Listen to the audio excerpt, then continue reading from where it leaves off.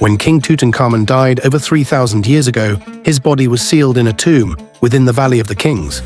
It remained buried and untouched until it was unsealed by archaeologist Howard Carter in 1922. There have been rumors since then that Tut's tomb was protected by the curse of the pharaoh, which would take the life of anyone who disturbed Tut's final resting place.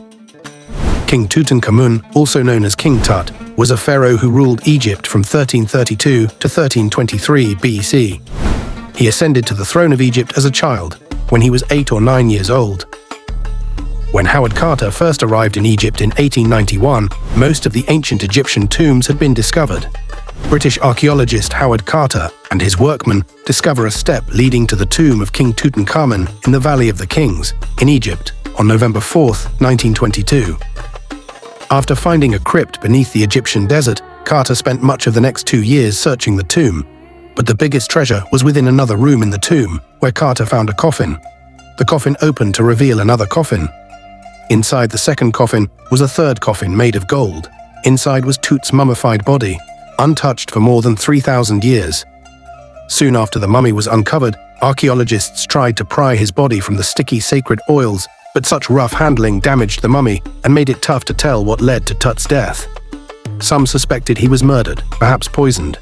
But modern technologies like 3D scanning eventually revealed that the powerful king was actually in poor health, and even had a broken leg.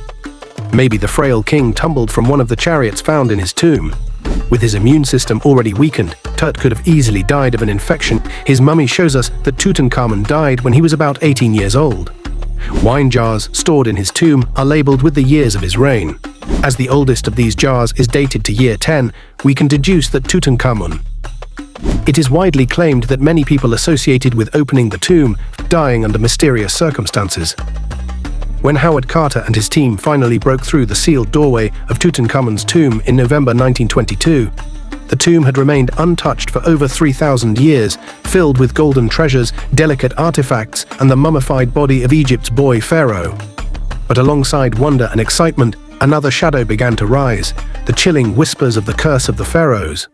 According to legend, anyone who disturbed the eternal rest of a king would be struck down by an unseen power. The most famous victim was Lord Carnarvon, the wealthy British aristocrat who financed the entire expedition. Just months after entering the tomb, he died suddenly in Cairo.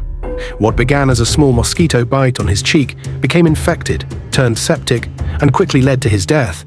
Newspapers across the world seized the story and tied it to a curse. They claimed mysterious coincidences occurred at the exact time of his death. His dog back in England supposedly howled and collapsed at the very same moment. Soon, others who visited the tomb or handled its treasures fell ill or died. George J. Gould, a wealthy American who visited the site, died of a sudden fever shortly afterward.